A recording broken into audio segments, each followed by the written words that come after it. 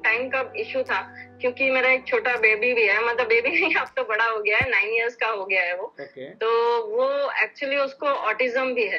तो I don't know कितने लोगों को पता होगा ऑटिज्म। जब मैं प्रिपरेशन कर रही थी उस टाइम पे मम्मी मेरी बेड रिडन थी, कोई सपोर्ट नहीं, कुछ नहीं। तो मेरे घर में अर्निंग मेंबर कोई नहीं था।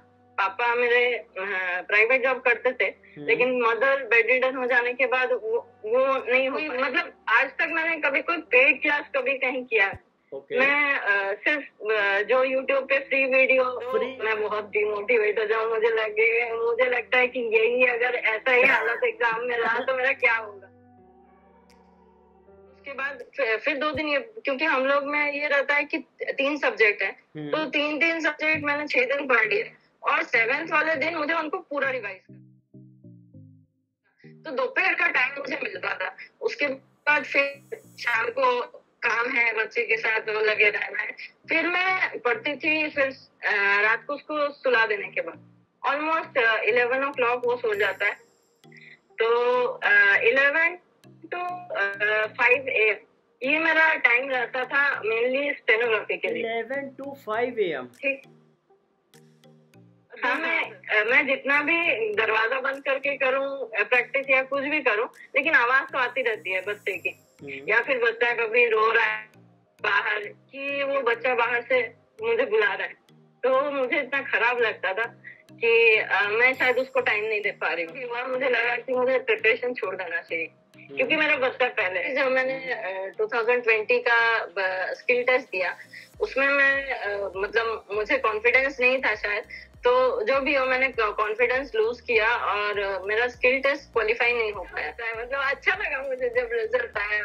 बच्चे को सब कुछ करने के बाद जब आप 11 बजे, मतलब मैं बच्चे को साथ में लेके सुलाने के लिए सोती थी, तो कभी कभी ऐसा होता था कि उसके साथ मैं भी सो जाती। अगर मैं 2 बजे भी उठ के बैठती हूँ तो पहली बात तो आधी नींद से उठ के बैठ रही हूँ, तो वो मतलब उतना अच्छा तो नहीं हो पाएगा, मैं एफर्ट नहीं दे पाऊंगी। मैं क्या करती थी, मैं बच्चे को 10:30 पे सुलाने के लिए आती हूँ, तो मैं क्या करती थी 11 बजे का अलार्म लगा के सोती थी कि अगर मुझे नींद झपकी आ भी गई ना तो 11 बजे मुझे उठना ही है। एक डिक्टेशन लिख लिया, उसको फिर चेक किया, फिर उसमें जो भी वर्ड्स मेरे छूटे हैं या फिर नहीं बना पाई, गलत हो गया, तो उसके लिए मैं 10 लाइंस के लिए उसको प्रैक्टिस करती थी लिख के। तो वो प्रैक्टिस भी थोड़ी सी बोरिंग होती है सर, मतलब अगर आपने भी की होगी, हर स्टेनो के बच्चे को पता होगा कि वो जब आप प्रैक्टिस करते हो ना, उसकी वो बहुत नींद आती है।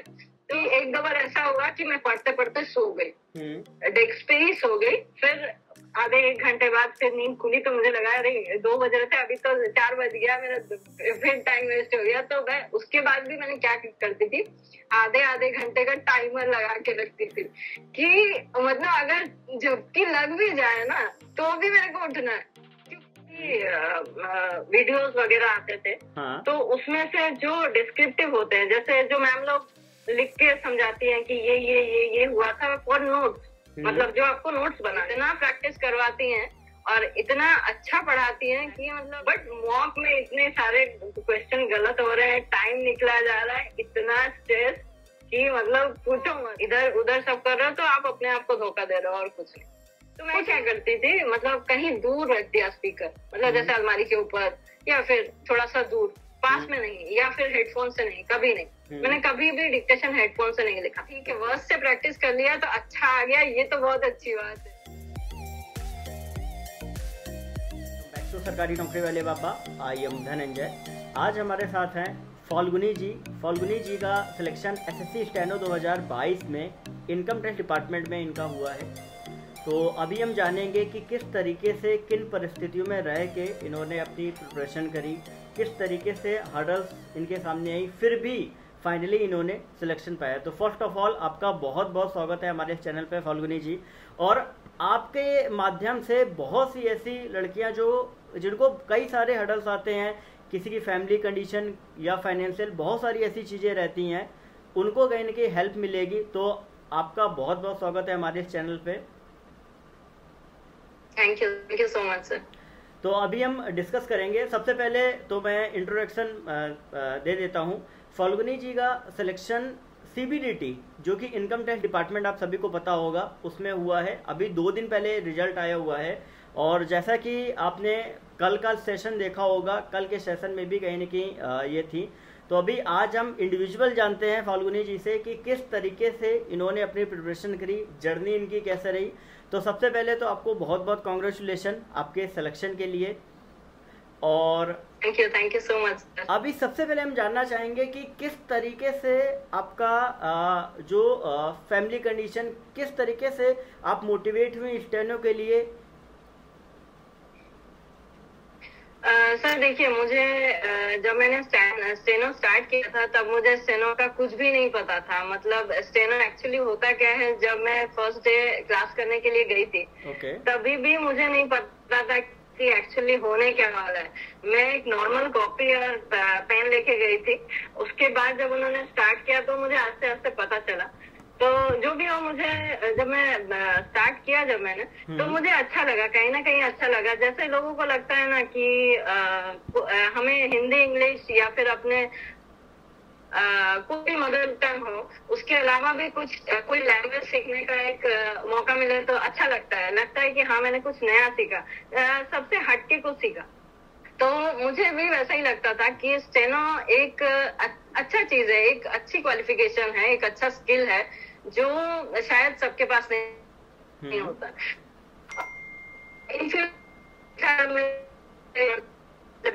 कि आप क्या कर रहे हो, तो मैंने कहा कि मैं स्टेनोग्राफी अभी सीख रही हूँ। तो कई लोगों का रिएक्शन ऐसा आता है कि स्टेनो, अरे बाबा रे, उसमें तो बहुत मेहनत करना पड़ता है, एकदम पता नहीं क्या क्या लिखा रहता है, सिर्फ वही पढ़ पाते हैं और कोई नहीं पढ़ पाता। तो कहीं ना कहीं अच्छा लगता था। फिर आस्ते आस्ते जो इंटरेस्ट बढ़ने लगा तो फिर मुझे अच्छा भी लगने लगा वो। फिर ऐसे करके प्रिपरेशन किया। मैं एक्चुअली ओरिजिनली बिलोंग करती थी प्रयागराज से। तो मेरा जो स्टेनोग्राफी का जो मैंने जो भी क्लासेस वगैरह बेसिक वहीं पे आपका प्रयागराज से हुआ।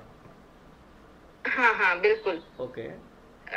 वहाँ पे हुआ। फिर मैंने वहाँ, ये मेरा 3rd अटेम्प्ट था। मैंने 19 और 20 में भी दिया था, बट किसी ना किसी वजह से, लैक की वजह से नहीं हो पाया। तो फाइनली इस बार मेरा सिलेक्शन हो गया। तो आपने किस ईयर में स्टार्ट किया था स्टेनो सीखना?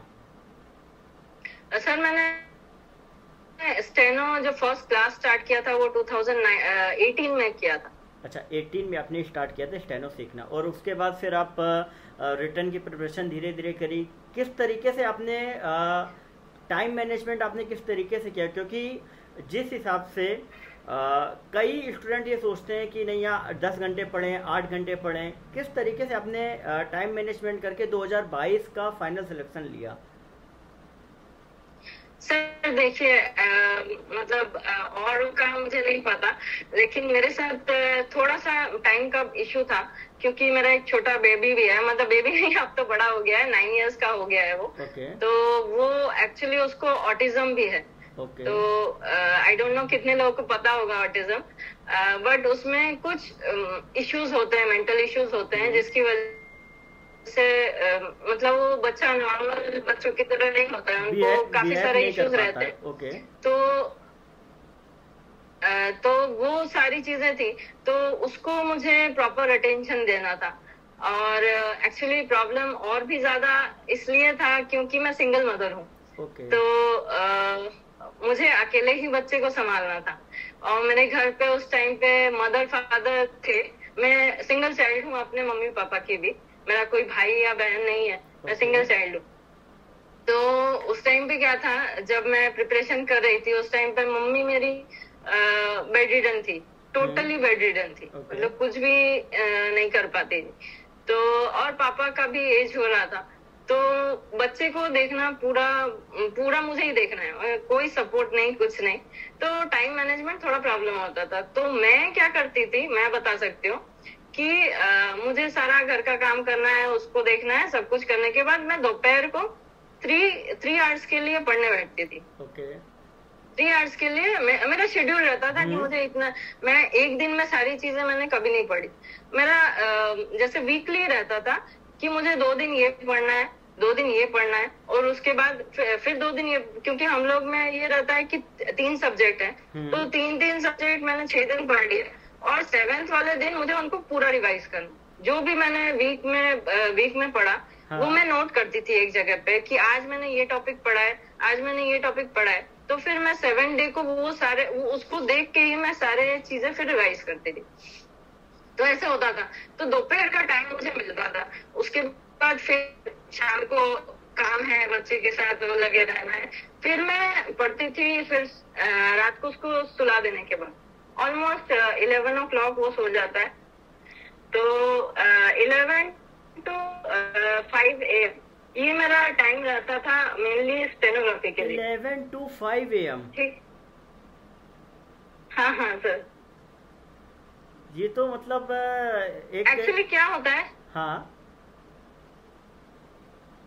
एक्चुअली क्या होता है कि मुझे लगता था कि मैं दोपहर को जो पढ़ती थी वो तो नॉर्मल रिटर्न के लिए पढ़ती थी, तो लेकिन मुझे क्या लगता था कि अगर मैं स्टेनो प्रॉपर नहीं रखूंगी तो मुझे फिर दिक्कत आने वाली है। और स्टेनो का ऐसा भी होता है ना कि आपको कंसंट्रेट करके करना है। और दिन में मैं जितना भी दरवाजा बंद करके करूं प्रैक्टिस या कुछ भी करूं, लेकिन आवाज तो आती रहती है बच्चे की, या फिर बच्चा कभी रो रहा है बाहर, क्या है कि मम्मी खोलो, ठीक है। तो इसलिए मैं स्टेनो को मतलब स्टेनोग्राफी का जो मेरा प्रिपरेशन था वो मैं हमेशा करती थी।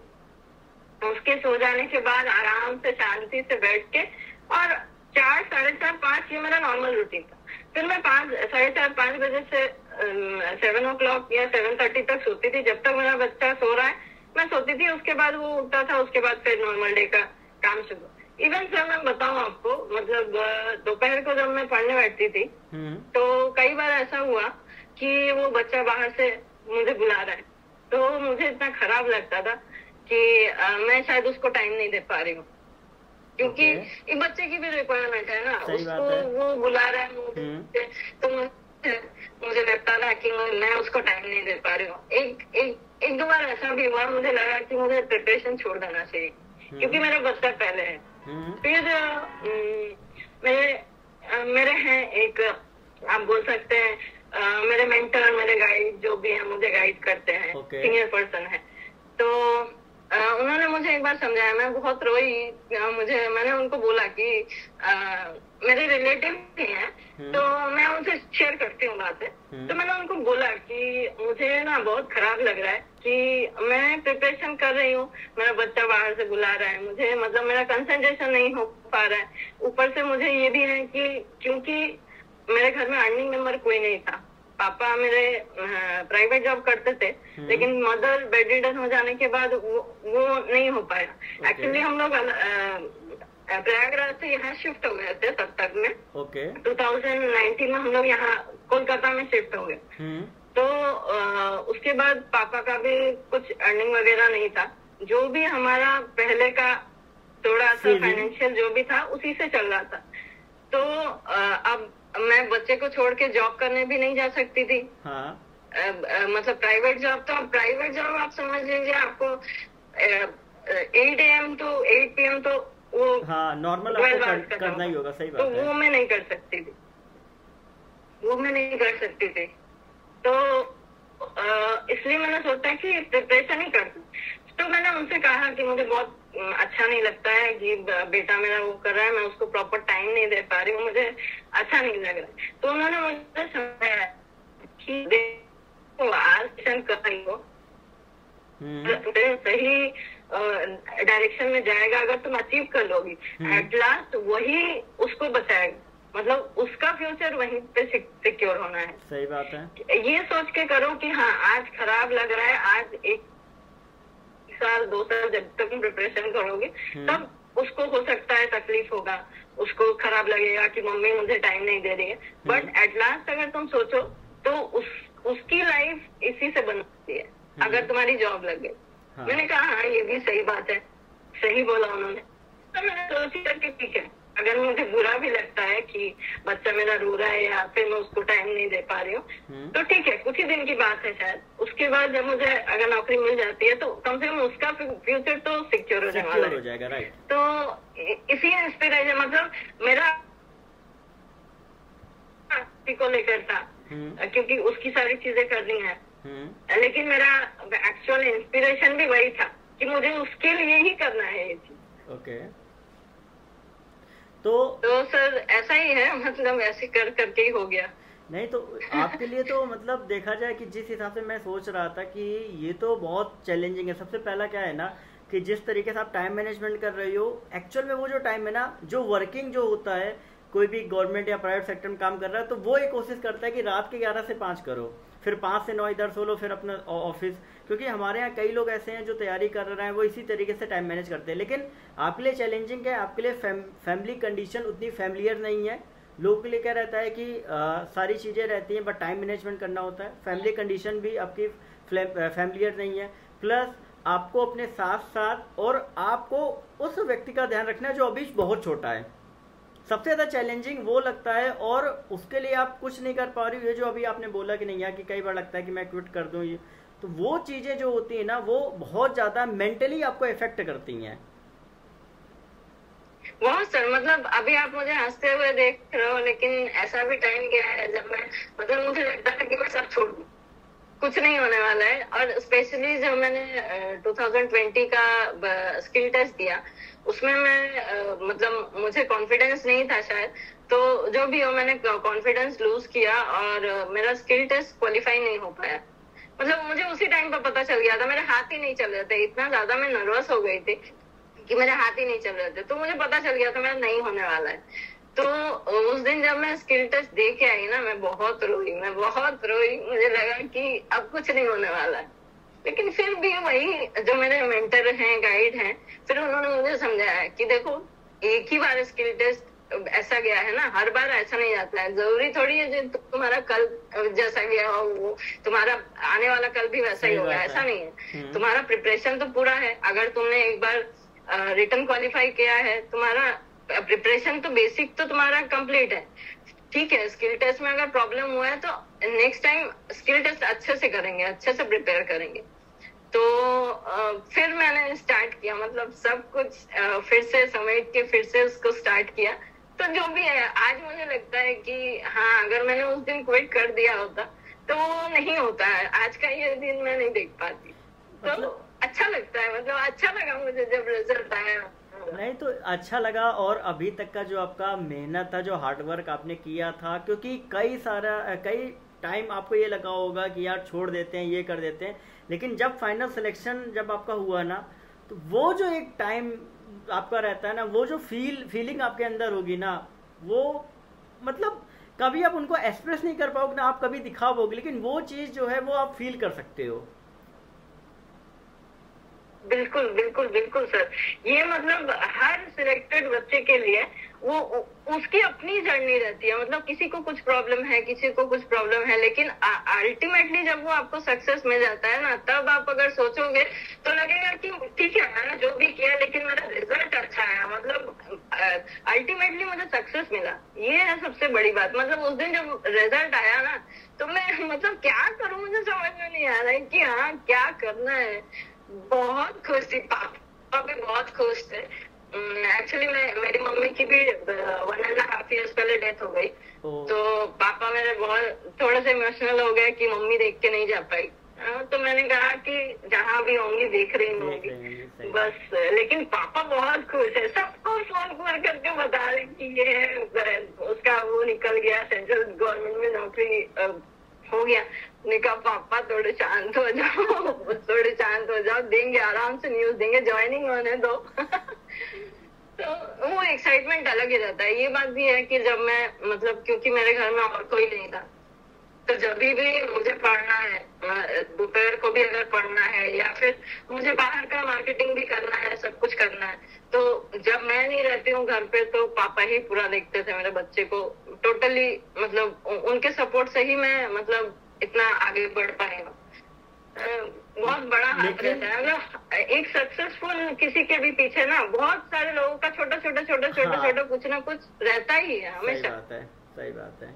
लेकिन एक चीज है कि आपकी जो लाइफ है ना, एक नॉर्मल किसी स्टूडेंट से बहुत ज्यादा टफ है। अगर देखो आप, प्रॉब्लम क्या रहती है कई लोगों के साथ, फाइनेंशियल कंडीशन की प्रॉब्लम या फैमिली में कुछ, लेकिन आपकी लाइफ जो है ना वो इस तरीके से है कि आपको आपके साथ जो है उसका भी आपको ध्यान रखना है, आपको आपसे बड़ा है उसका भी आपको ध्यान रखना है, और सारी चीज़ें लेके चलनी है। उसमें भी आपको टाइम मैनेजमेंट करना है, उसमें भी आपको कई बार जब आप परेशान हो रही हो तो अपने आप को अंदर से कलेक्ट करना है। वो एक मन जो होता है कई बार टूटता है, जिस तरीके से आपके सामने हर्डल्स आई, कई बार आपने छोड़ा भी होगा, लेकिन जो चीज़ आपने भी कही ना कि पीछे से कोई ना कोई सपोर्ट दिए रहता है, कोई थोड़ा देता है कोई ज़्यादा देता है, सबसे ज़्यादा जो की रोल होता है वो उसी पर्सन का रहता है।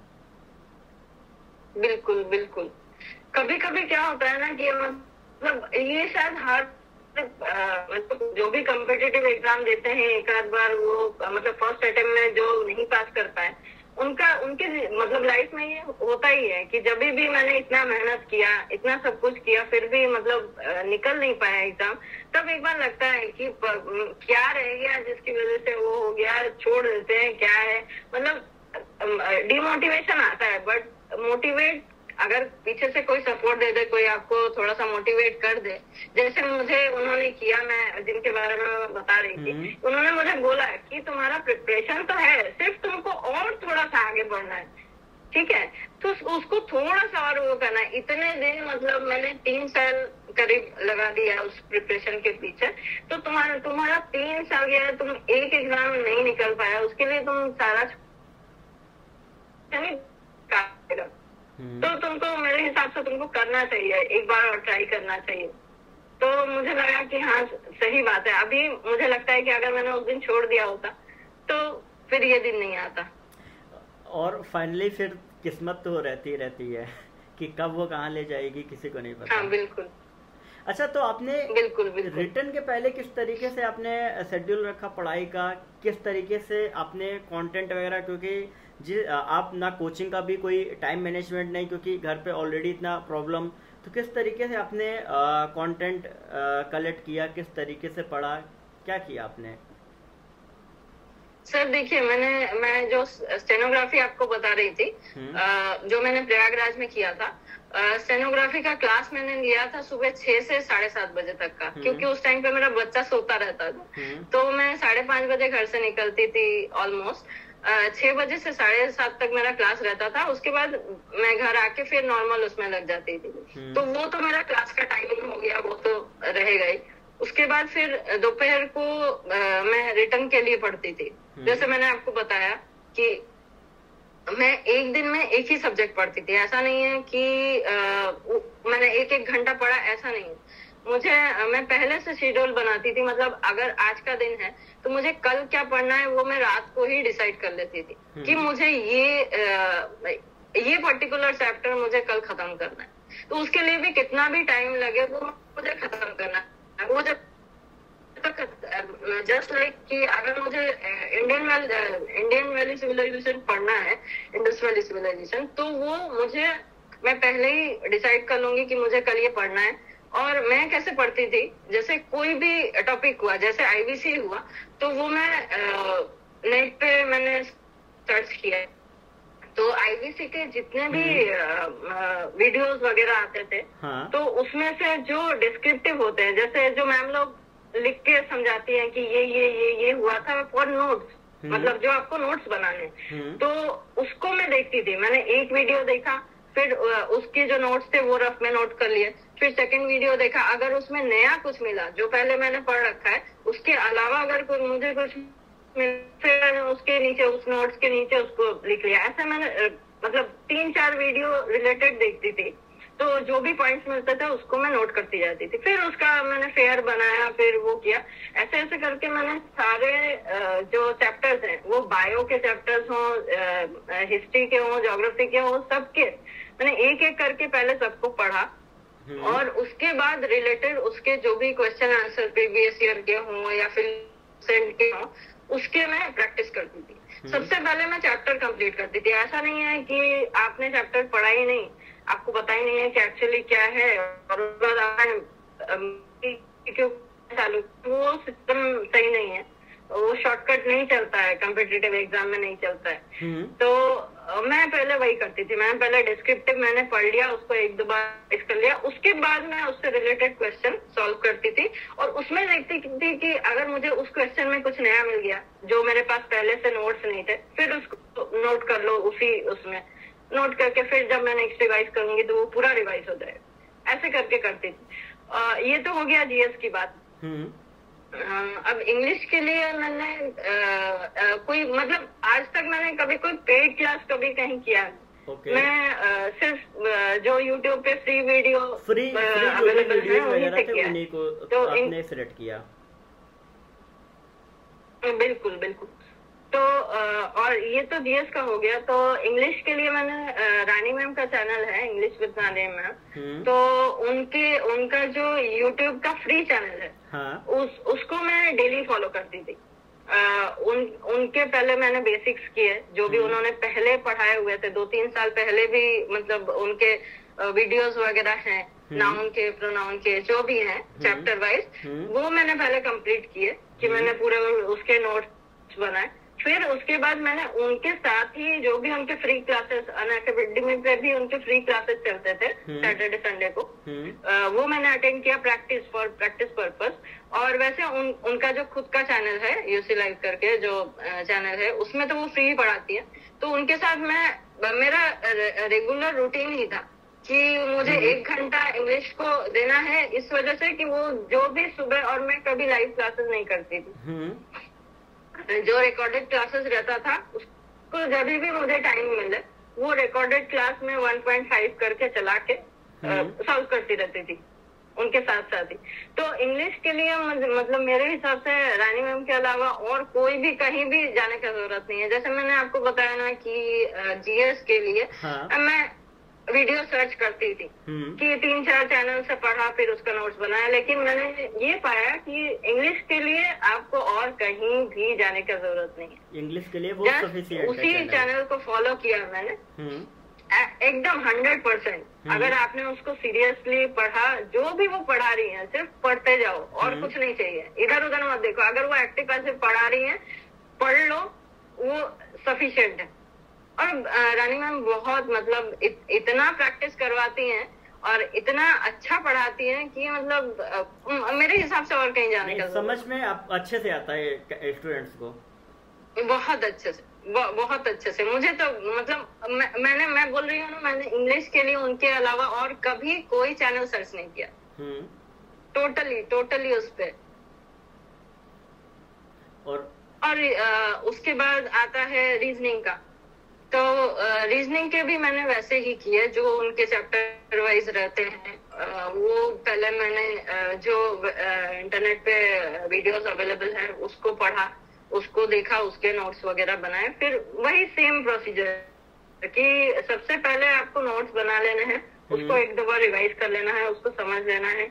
उसके बाद उससे रिलेटेड, उस पर्टिकुलर चैप्टर से रिलेटेड आपको जो भी यूट्यूब पे जो प्रैक्टिस सेशन करवाते हैं ना, वो आप पर्टिकुलर चैप्टर से रिलेटेड वो प्रैक्टिस आप कहीं से भी कर सकते हो। 1 चैनल, 2 चैनल, 3 चैनल, जहां भी आपको प्रैक्टिस मिले आप भरपूर प्रैक्टिस करते जाओ, कोई प्रॉब्लम नहीं। उसके बाद जब नॉर्मल ये सब हो गया, फाउंडेशन हो गया, फिर नॉर्मल प्रैक्टिस हो गया, उसके बाद एग्जाम के 2 महीने पहले से मैंने मॉक लगाना स्टार्ट किया। तो मॉक में भी बड़ी अजीब एक बात होती थी कि कभी कभी मॉक में बहुत घटिया नंबर आते थे, तो तभी भी डिमोटिवेशन होता था कि मैं इतना पढ़ी, मैं जब क्वेश्चन लगाने बैठती हूँ तो ठीक है लग जाता है, बट मॉक में इतने सारे क्वेश्चन गलत हो रहे हैं, टाइम निकला जा रहा है, इतना स्ट्रेस कि मतलब पूछो मत।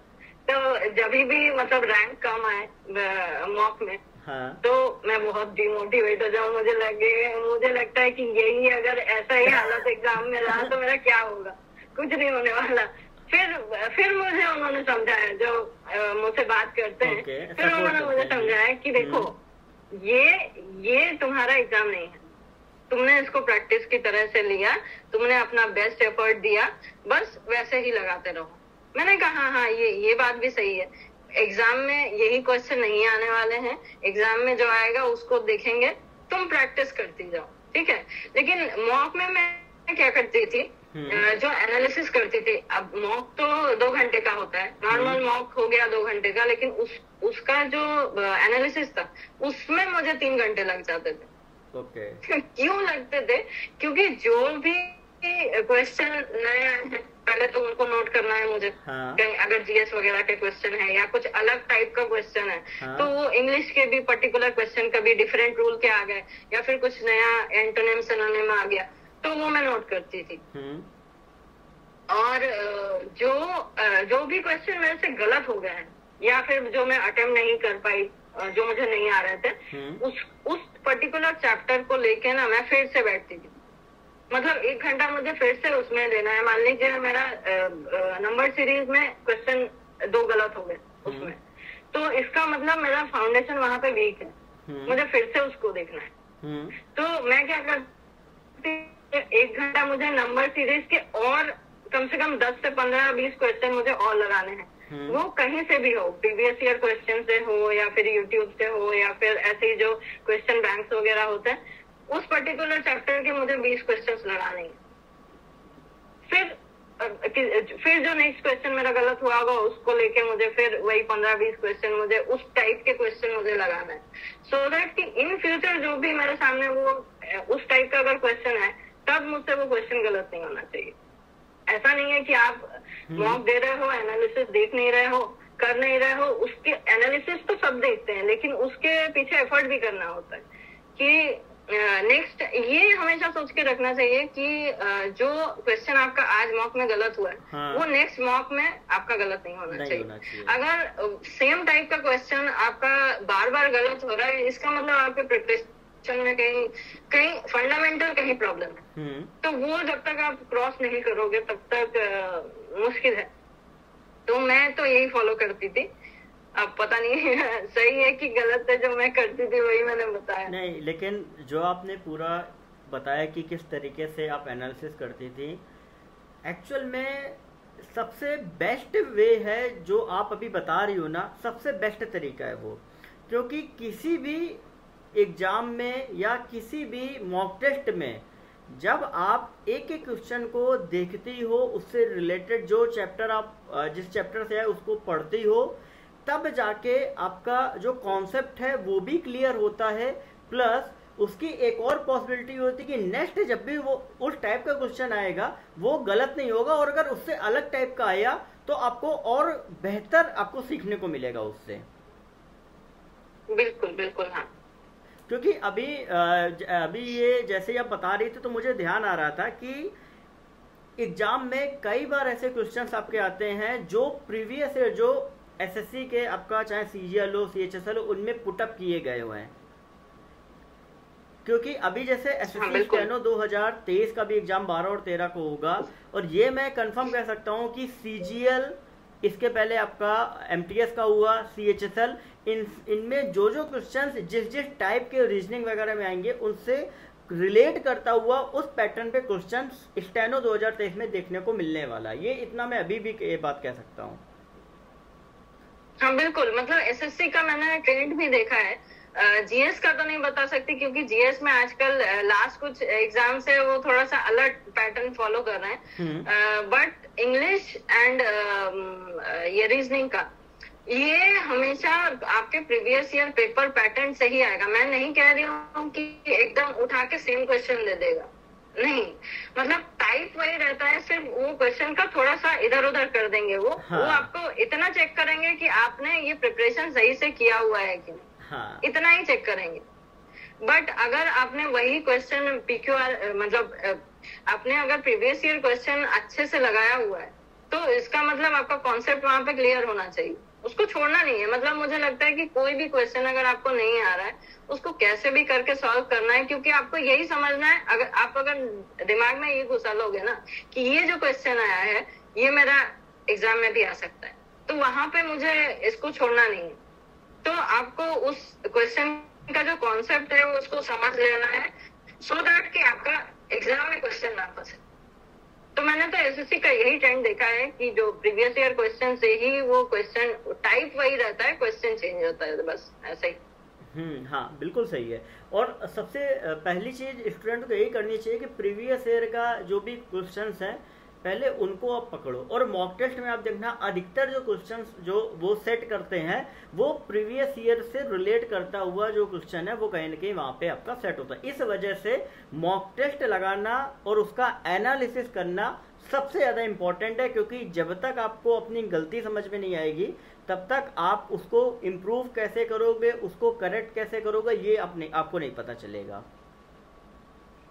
बिल्कुल बिल्कुल। और मॉक टेस्ट का सबसे अच्छा चीज ये होता है कि वो जो टाइम मैनेजमेंट जो आपको करना है ना, हाँ। वैसे भी हम जब घर में बैठ के मॉक दे रहे होते हैं ना, तो घर में बैठ के एकदम आराम से मॉक दे रहे हैं, कोई वो नहीं है, प्रॉब्लम नहीं है। लेकिन वो जो एग्जाम हॉल में जाने के बाद जो प्रेशर होता है ना, वो आपका, अगर आपको नॉर्मली घर पे एक क्वेश्चन में अगर 10 सेकंड का टाइम लगता होगा ना, वहां पे आपको 15 से 20 सेकंड बहुत आराम से लगने वाले, क्योंकि वहां पे मतलब प्रेशर इतना ही ज्यादा होता है कि आपको आता हुआ चीज भी लगेगा कि नहीं आ रहा है, नहीं समझ में आ रहा है, नहीं समझ में आ रहा है, आगे बढ़ जाते हैं, लेकिन कितना आगे बढ़ोगे, आपको सारे तो नहीं छोड़ सकते आप, क्वेश्चन तो आपको सॉल्व करना ही है। और मैंने एक चीज और देखी है कि एग्जाम हॉल में क्या रहता है कि स्टूडेंट क्या करता है, जब देखता है कि टाइम निकल रहा है तो बार बार घड़ी देखता है, और ये चीज मैंने देखी कि जितना आप घड़ी देखोगे ना उतना ही आप प्रेशर बढ़ाते जा रहे हो। प्रेशर, बिल्कुल बिल्कुल बिल्कुल। तो मतलब मुझे यही लगता था कि जो मॉक टेस्ट है ना, वो आपको एक आइडिया भी दे देता है, आपको आप आइडिया हो जाता है कि मुझे टेस्ट लगाने में इतना टाइम लगा, ठीक है, कुछ 2 क्वेश्चन बट ऐसा नहीं है कि क्वेश्चन पढ़ रहे हो फिर देख रहे हो कि टाइम क्या हो रहा है, फिर आधा क्वेश्चन पढ़ रहे हो फिर देख रहे हो, फिर सॉल्व करते करते बीच में देख रहे हो कि टाइम कितना हो रहा है, वो नहीं होता है। लेकिन मॉक टेस्ट देने से मुझे लगता है ये सारी चीजें थोड़ी सी हैबिचुअल हो जाती है कि आपको ऐसा नहीं लगेगा कि एग्जाम हॉल में जाके दे।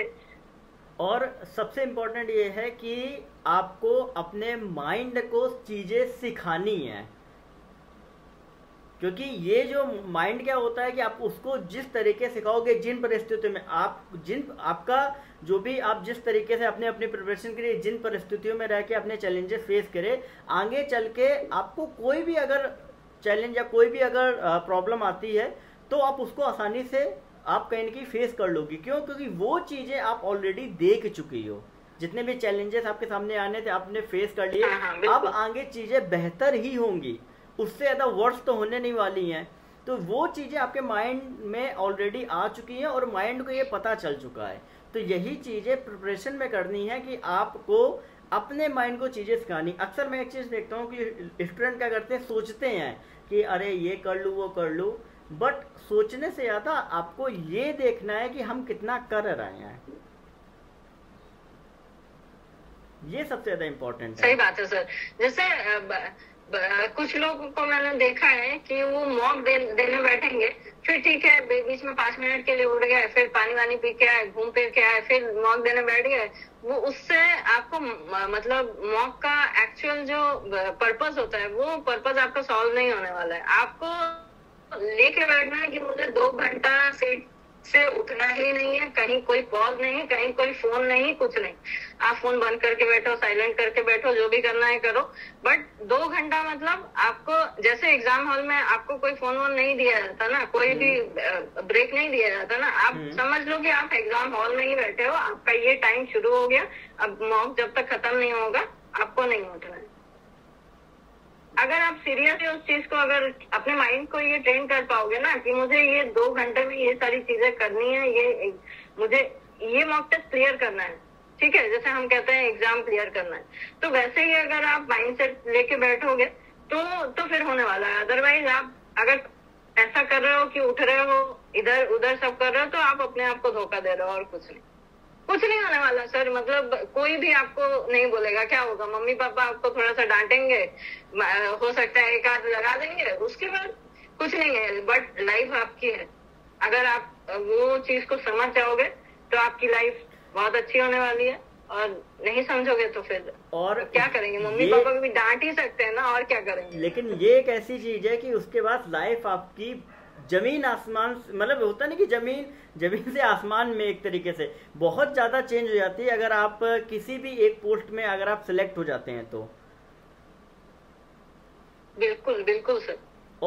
मैंने भी यही कहा था कि मतलब मुझे नहीं चाहिए, मतलब बहुत अच्छी जगह नहीं चाहिए, मुझे सिर्फ एक पोस्ट चाहिए, बस मुझे एक नौकरी मिल जाए तो बहुत बड़ी बात होती है सर। मतलब जिसके पास, जिसके लिए ये रिक्वायरमेंट है, जिसके ऊपर इतना प्रेशर है, उसके लिए सिर्फ एक पोस्ट ही काफी रहता है। वो चाहे साउथ भेज दे, नॉर्थ भेज दे, कहीं भी भेज दे, लेकिन एक पोस्ट मिलना चाहिए। हाँ, सेंट्रल गवर्नमेंट एम्प्लॉय है, तो बहुत बड़ी बात है सर, मुझे लगता है ऐसा, पता नहीं और बाकी लोगों को कैसा लगता है, बट मेरे लिए बहुत इम्पोर्टेंट है। तो ऐसा है सर। एक चीज और भी मैं बताऊं, जैसे जब मैं स्टेनोग्राफी के लिए जब प्रैक्टिस करती थी, मतलब स्किल खत्म हो गया, मतलब रिटर्न खत्म हो गया, उसके बाद जब प्रॉपरली एकदम, उसके बाद तो रिटर्न का कुछ करना नहीं है, तो पूरा टाइम मैं स्किल को ही देती थी। तो उस टाइम पे भी मैं क्या करती थी, रात को जब स्किल के लिए बैठी तो मैं जब लिखती थी ना, जब 2020 में मैंने एग्जाम दिया था, मतलब स्किल वाला दिया था, तो मैं बहुत नर्वस थी। और नर्वस थी तो उसमें क्या हुआ था, मेरा फर्स्ट अटेम्प्ट था वो स्किल का, तो नर्वस तो थी ही। और उसके बाद क्या हुआ, जैसे ही वो शुरू होने वाला था, स्किल शुरू होने वाला था, रिकॉर्डिंग स्टार्ट होने वाली थी, तो उन्होंने फैन ऑफ कर दी। वो शायद होता ही है, मुझे तो पता नहीं था पहले। फैन जैसे ही ऑफ कर दिया, जून का महीना, एक तो नर्वसनेस ऊपर, मतलब यहाँ से मतलब ऐसी हालत कि मतलब हॉरिबल, ठीक है। तो मेरा तो पूरा गया उसमें। तो फिर मैं जब फिर से प्रिपरेशन के लिए आई, तो मैंने एक चीज ये एकदम सेट कर लिया कि मैं जब डिक्टेशन 10 मिनट्स का डिक्टेशन लिखूंगी, मैं फैन कभी ऑन नहीं करूंगी, मेरा फैन बंद रहेगा, कितनी भी गर्मी हो, कितनी भी कुछ भी हो। क्रिएट किया जो स्किल टेस्ट में होती है एक्चुअल। बिल्कुल, मतलब मुझे ऐसा नहीं लगे कि मैं जब स्किल देना जाऊँ, अरे बाप रे कितनी गर्मी है, मैं ऐसा नहीं लिखा जा रहा। तो मैंने अपने आप को हैबिचुएट कर दिया कि जितनी भी गर्मी हो, कुछ भी हो, मुझे नहीं वो करना है। और मैं क्या करती थी, और एक चीज बताऊं, मेरा एक ब्लूटूथ का स्पीकर है, तो एक मेरे पास अच्छा स्पीकर था, ब्लूटूथ का एक अच्छा स्पीकर था, जिसका मतलब साउंड बहुत अच्छा, बज बहुत अच्छा था। तो मैंने कहा कि ये स्पीकर तो मेरे से काम नहीं होगा, क्योंकि जहां मुझे 2020 का वो मिला था, सेंटर मिला था, वो फटे बांस की तरह आवाज था उसका सर, मतलब हॉरिबल था। तो लेकिन मैंने कहा कि देखो, एक बार ऐसा ही मिला है, जरूरी नहीं है कि नेक्स्ट टाइम अच्छा मिलेगा। तो मुझे हॉरिबल के हिसाब से ही प्रिपरेशन करना है। मैंने एक चाइना का जो है वो लिया ब्लूटूथ स्पीकर, जो इतना बढ़िया था कि वो मुझे याद दिला रहा था वहाँ की। तो मैंने कहा ठीक है, अब ये ठीक है। तो मैं क्या करती थी, मतलब कहीं दूर रख दिया स्पीकर, मतलब जैसे अलमारी के ऊपर, या फिर थोड़ा सा दूर, पास में नहीं, या फिर हेडफोन से नहीं, कभी नहीं। मैंने कभी भी डिक्टेशन हेडफोन से नहीं लिखा।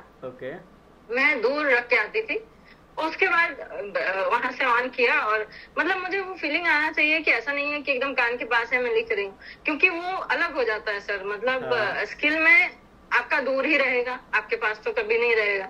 तो वो मुझे क्रिएट करना था कि ऐसा ही होगा। अब मुझे मेरे कान को भी पता होना चाहिए कि स्पीकर आपका दूर ही रहेगा, आपका कान को वैसे सेट होना पड़ेगा। अगर आप अपने कान को वैसे सेट नहीं कर पाओगे तो आपको प्रॉब्लम पक्का आने वाला है। तो जो भी हो, मैंने मतलब ट्राई किया कि वर्स्ट से वर्स्ट सिचुएशन को मैंने उसमें क्रिएट करके और ट्राई किया कि हाँ। लेकिन मेरा लक देखिए कि लकीली मुझे TCS मिल गया। अच्छा। और TCS का तो मतलब कोई जवाब ही नहीं है। मतलब कोलकाता TCS बहुत अच्छे हैं, वहाँ का मतलब वहाँ पे कोई प्रॉब्लम आपको नहीं होने वाला। तो मैंने कहा चलो ठीक है, वर्स्ट से प्रैक्टिस कर लिया तो अच्छा आ गया, ये तो बहुत अच्छी बात है। इसमें तो इजीली हो जाएगा। लेकिन वर्स्ट भी हो सकता, अगर खराब भी होता तो शायद मुझे लगता है उतना प्रॉब्लम नहीं होने वाला था, क्योंकि मेरा कान वैसे ही हैबिचुएट हो चुका था उसके लिए, तो ऐसा ही था। तो मतलब आपने पूरा प्रिपरेशन जो होता नहीं है कि युद्ध करने जा रहे हैं और उसके पहले आपने सारी कंडीशन में आपने अपने आप को पूरा संजो लिया कि इस तरीके से ऐसा हुआ तो ये होगा वो होगा, मतलब सबसे वर्स्ट कंडीशन में भी आपने अपना आपको ढाल लिया था, अपने दिमाग को सिखा दिया था। ये जो आप बताया ना अभी आपने, सबसे सही तरीका है किसी भी एग्ज़ाम की प्रिपरेशन करने का, क्योंकि उस एग्ज़ाम में किस तरीके से क्या क्या चीज़ें आने वाली हैं ये किसी को नहीं पता होता है। बिल्कुल। अगर आपको पहले एक्सपीरियंस हो चुका है, क्योंकि अगर आपका फर्स्ट अटेम्प्ट है तब तो आपका एक्सपीरियंस नहीं रहेगा, जो भी होगा सब आपके लिए नया होगा। लेकिन अगर आपने एक भी अटेम्प्ट कर लिया है तो आपको लगभग पता चल जाएगा कि ऐसा ऐसा ऐसा ऐसा होने वाला है। अब मैं आपको बताऊं कि टीसीएस में भी जब रिटन एग्जाम होता है तो ज्यादातर टीसीएस में ही पड़ता है। तो जब मैं फर्स्ट टाइम टीसीएस देने गई थी तो उस टाइम पे हल्की हल्की सी सर्दी का टाइम था, शायद अक्टूबर या नवंबर का टाइम रहा होगा। तो ठीक है, मुझे लगा कि सेकंड शिफ्ट में एग्जाम है तो उस टाइम पे स्वेटर वगैरह लगेगा नहीं, नॉर्मल ठीक है। अरे बाबा रे, वहां गई तो एकदम टीसीएस तो फुल एसी, और मतलब ऐसा है कि हाथ ही नहीं चल रहे हैं, मतलब ऐसे हाथ जम गए थे। तो वो भी मुझे एक्सपीरियंस हो गया। तो उसके बाद से मैं क्या करती थी कि टीसीएस जब भी एग्जाम पढ़े साथ में एक जो नॉर्मल कपड़े का ही वो होता है ना, जो शर्ट टाइप का होता है, वो मैं लेके जाती थी। जरूरत पड़ेगा तो लूंगी, मतलब पहनूंगी, नहीं पड़ेगा तो नहीं पहनूंगी, बट साथ में रहना चाहिए। वो गर्मी का मौसम हो, ठंडी का मौसम हो, कुछ भी हो। क्योंकि वो इतनी ठंडी मुझे उस बार लगी थी ना, आके मेरी तबीयत भी खराब हो गई थी, क्योंकि उतना तेज एसी में रहने का आदत तो है नहीं, और ऊपर से एग्जाम का टेंशन अलग। 2 घंटे एसी एकदम सर के ऊपर, मेरे ही सर के ऊपर था। तो ये सारी प्रैक्टिकल एक्सपीरियंस है। तो ये आप जितना फेस करते जाओगे, आप अपने मतलब फ्यूचर में उनको अवॉइड करने के लिए आपको फिर सोच के रखना पड़ेगा कि हाँ ये मुझे नेक्स्ट टाइम उसको याद रखना है। मतलब तो मैं ऐसा करती हूँ। हर एक स्टेप में चीजें आपने सीखी, उनको इम्प्रूव किया, और फिर आपने अपना जो गोल है वो आपने अचीव किया। सीखते रहना है। सर, कोशिश तो किया और सक्सेस भी हो गया वो। और सर मैं आपको बताऊं, मेरा ये लास्ट अटेम्प्ट था।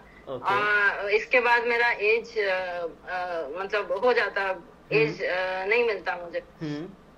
तो ये मतलब ये लास्ट वाला अटेम्प्ट मेरे लिए करो या मरो वाला ही सिचुएशन था, क्योंकि ये अगर नहीं होता तो फिर मुझे झक मार के वही या तो प्राइवेट या फिर कुछ और पता नहीं क्या किया। बट जो भी हो, एट लास्ट हो गया। यही करो या मरो की स्थिति आ चुकी थी। हाँ बिल्कुल। नहीं, ये चीज पता है क्या, ये बात बिल्कुल सही है कि जब फाइनली डू और डाई वाली कंडीशन आती है तब कुछ ना कुछ तो होता है लाइफ में। जब आप लिटरली आप सीरियस होते हो कि मतलब कुछ भी करके अब या तो कुछ सिलेक्शन लेना है, नहीं तो फिर बाहर ही होंगे, तब हमेशा लाइफ में चीजें जो होती है ना वो आपकी सही होनी स्टार्ट होती हैं धीरे धीरे करके। वही बिल्कुल हर प्रोस्पेक्ट में मैंने हर स्टूडेंट्स के साथ देखा है। अब क्या होता था, कभी कभी मैं अपना मतलब ऐसे एक्सपीरियंस शेयर करूं, जब मैं रात को क्या होता था, सारा दिन तो चल जाता है, घर के काम है, जो भी है, बाहर का काम है, बच्चे को सब कुछ करने के बाद जब आप 11 बजे, मतलब मैं बच्चे को साथ में लेके सुलाने के लिए सोती थी, तो कभी कभी ऐसा होता था कि उसके साथ मैं भी सो जाती थी। मतलब अब थका हुआ आदमी रहेगा तो उसको नींद लग जाएगी। तो मैं क्या करती थी, मैंने ऐसे क्या हुआ, 2-3 दिन ऐसा हुआ कि मैं उसको सुलाने गई और बहुत टायर्ड थी, मेरी भी आंख लग गई। फिर जब रात को आंख खुली तो फिर मैं बैठ गई, बट मुझे लगा कि वो मेरा टाइम वेस्ट हो गया। वो जो 11 बजे से अगर मैं 2 बजे भी उठ के बैठती हूँ तो पहली बात तो आधी नींद से उठ के बैठ रही हूँ, तो वो मतलब उतना अच्छा तो नहीं हो पाएगा, मैं एफर्ट नहीं दे पाऊंगी। और सेकेंड चीज मुझे ये लगा कि वो 2-3 घंटा मेरा वेस्ट हो गया। तो के बाद में क्या करती थी, मैं बच्चे को 10:30 पे सुलाने के लिए आती हूँ, तो मैं क्या करती थी 11 बजे का अलार्म लगा के सोती थी कि अगर मुझे नींद झपकी आ भी गई ना तो 11 बजे मुझे उठना ही है। तो कई बार ऐसा हुआ कि मैं सो गई, उसके बाद फिर अलार्म बजा तो मैं जल्दी से उसको बंद करके फिर बैठ गई। तो कभी कभी ऐसा भी होता था आधी रात, मतलब प्रैक्टिस कर रही हूँ, मैंने एक डिक्टेशन लिख लिया, उसको फिर चेक किया, फिर उसमें जो भी वर्ड्स मेरे छूटे हैं या फिर नहीं बना पाई, गलत हो गया, तो उसके लिए मैं 10 लाइंस के लिए उसको प्रैक्टिस करती थी लिख के। तो वो प्रैक्टिस भी थोड़ी सी बोरिंग होती है सर, मतलब अगर आपने भी की होगी, हर स्टेनो के बच्चे को पता होगा कि वो जब आप प्रैक्टिस करते हो ना उसकी वो बहुत नींद आती है। तो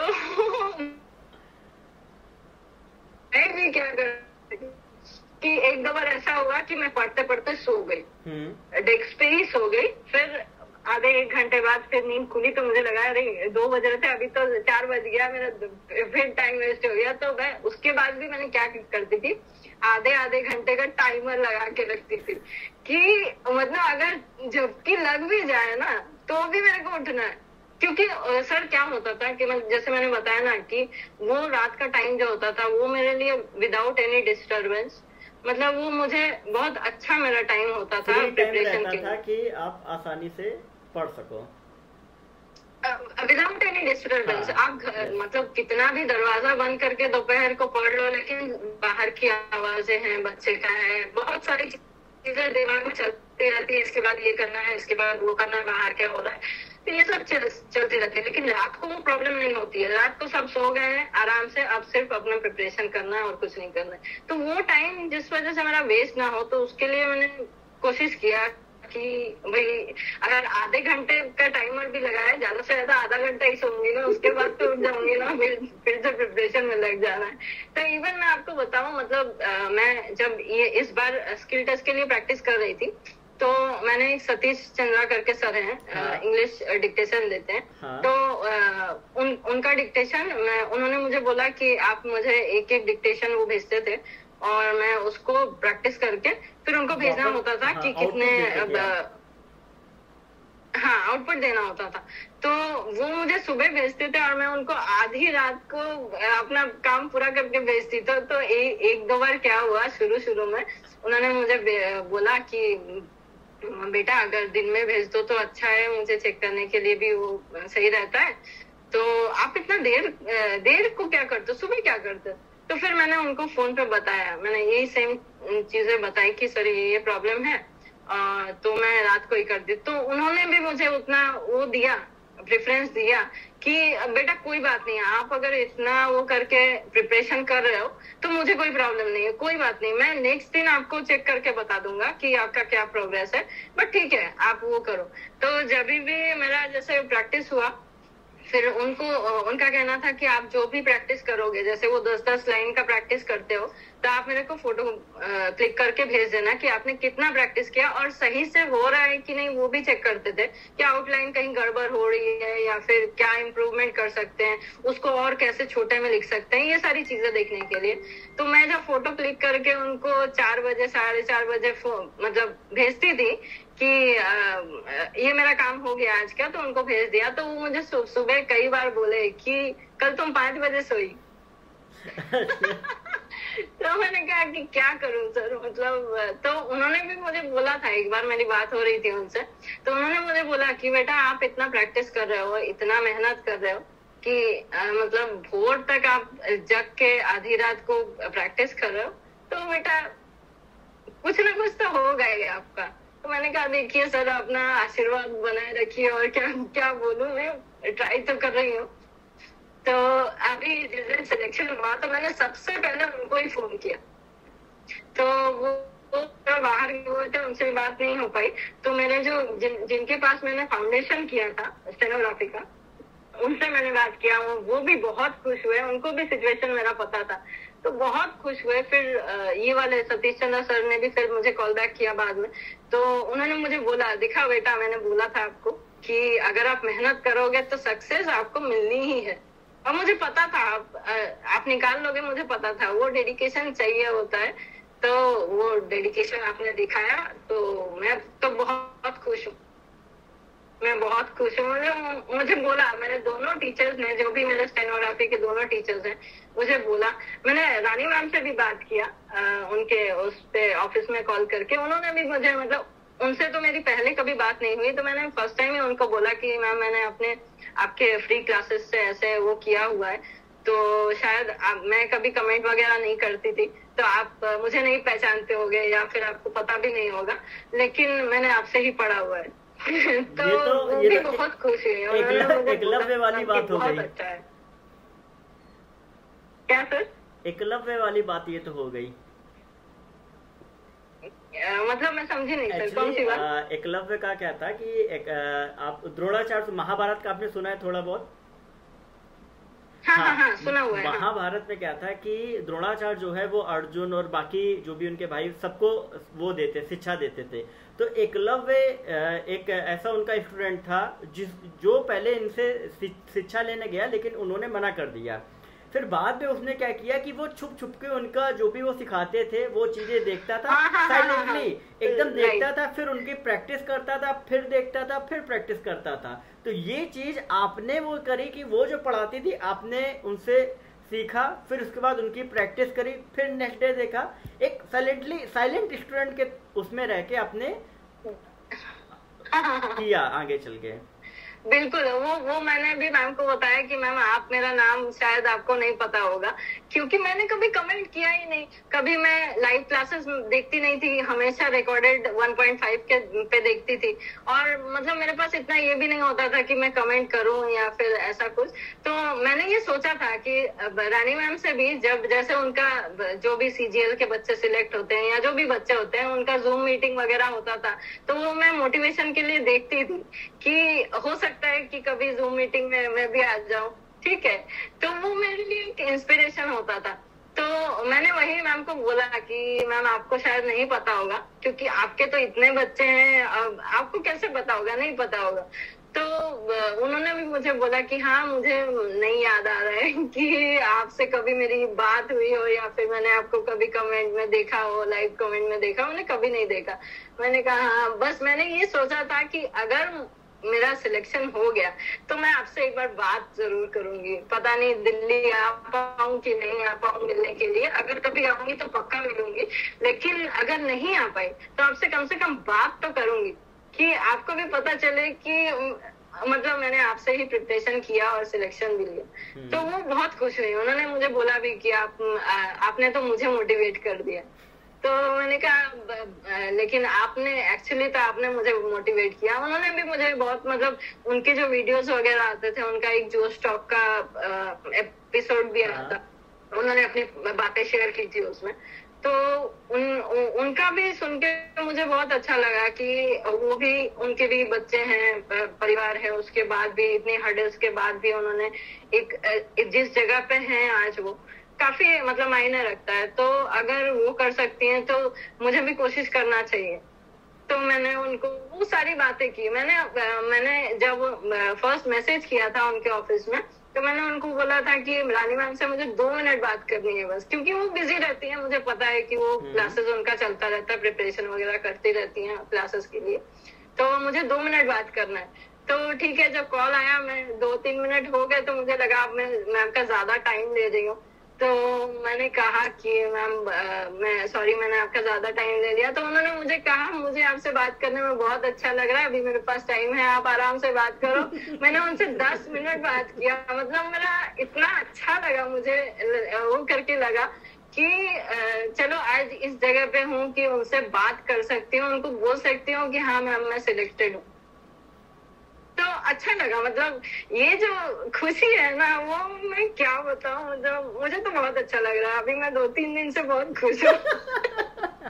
नहीं होता है। और ये जो पिछला जो आपका अभी तक का मेहनत है ना, वो सब भूल गए होंगे एकदम कि क्या हुआ क्या नहीं। हाँ, सब भूल गए कि फाइनली मुझे मेरा जो भी गोल था, जो भी ड्रीम था, वो अचीव हो गया। उसके बाद जो आपको ये लग रहा हो कि नहीं यार, वो जो पूरी मेहनत है ना मेरी सफल रही।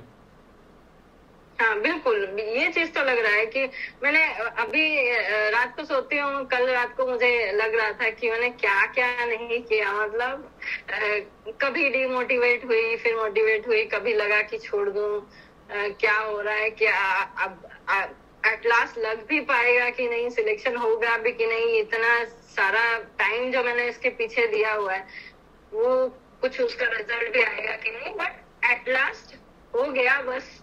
और अभी तो लग रहा है कि बस ठीक है, जो भी किया बहुत अच्छा किया, रिजल्ट अच्छा है, बस और कुछ नहीं चाहिए।